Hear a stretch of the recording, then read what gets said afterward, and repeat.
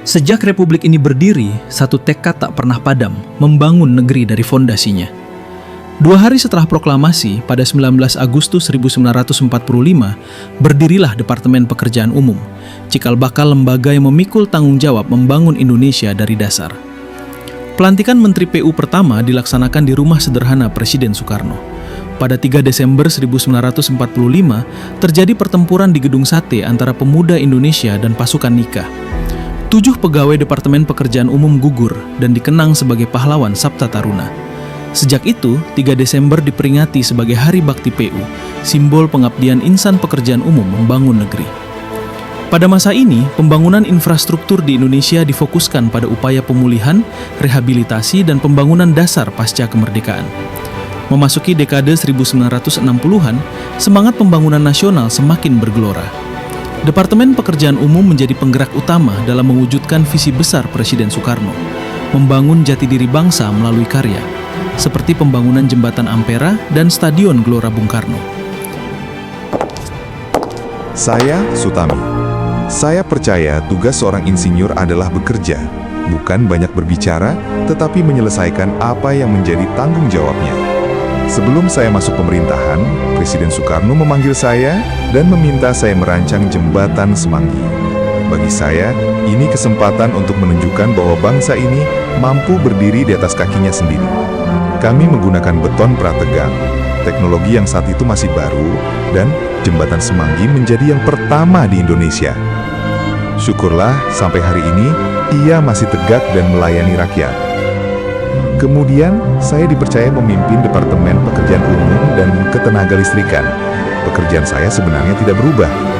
Tetap sama, memastikan pembangunan tidak berhenti. Walaupun negara sedang sulit, kami tetap membangun bendungan, jalan, jembatan, pembangkit tenaga air, semua demi kebutuhan rakyat banyak.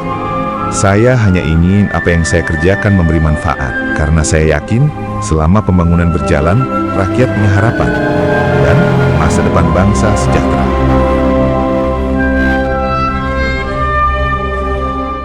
Menteri Sutami menjadi ikon profesionalisme insinyur Indonesia. Pembangunan infrastruktur dijalankan. Beberapa infrastruktur yang telah dibangun yakni Gedung MPR, Jembatan Semanggi, Bendungan Jatiluhur, dan Sutami. Era pembangunan nasional. Infrastruktur menjadi simbol kemajuan dan stabilitas, antara lain Jalan Tol Jagorawi, Jembatan Musi II, Jembatan Mahakam, Jembatan Barito, Bendungan Kedung Ombo, Bendungan Gajah Mungkur Wonogiri. Indonesia mengalami krisis moneter 1997 sampai 1998. Dalam masa singkat penuh tantangan, dilakukan pemulihan proyek infrastruktur penting dan reformasi tata kelola pembangunan. Reorientasi pembangunan ke arah permukiman rakyat. Fokus bukan lagi membangun yang besar, tapi memulihkan, menata, dan memberdayakan masyarakat serta daerah. Fokus memperkuat sistem infrastruktur dasar, mempercepat pemulihan ekonomi, dan membangun konektivitas antar daerah. Perbaikan lanjutan jalan nasional lintas Jawa dan Sumatera, dan selesainya Bendungan Batu Tegi. Kebijakan pembangunan infrastruktur berorientasi konektivitas nasional dan pengurangan kesenjangan wilayah. Beberapa infrastruktur antara lain, Tol Cipularang, Tol Semarang-Solo, Jembatan Suramadu. Selain itu, dimulainya Program Nasional Penyediaan Air Minum dan Sanitasi Berbasis Masyarakat, PAMSIMAS, dan pembangunan sistem penyediaan air minum, SPAM, regional.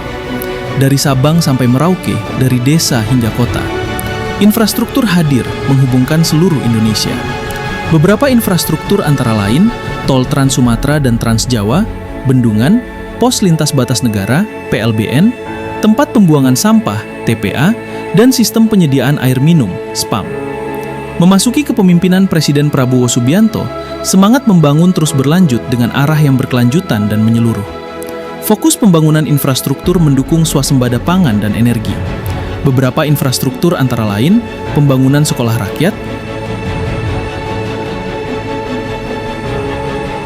rehabilitasi jaringan irigasi,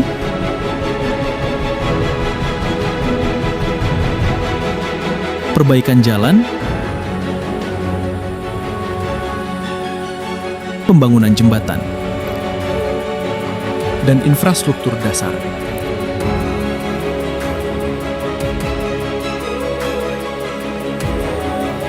Selama 8 dekade, Kementerian PU terus menyesuaikan diri dengan zaman. Nama boleh berubah, struktur boleh berganti, namun semangatnya tetap satu, membangun negeri untuk rakyat.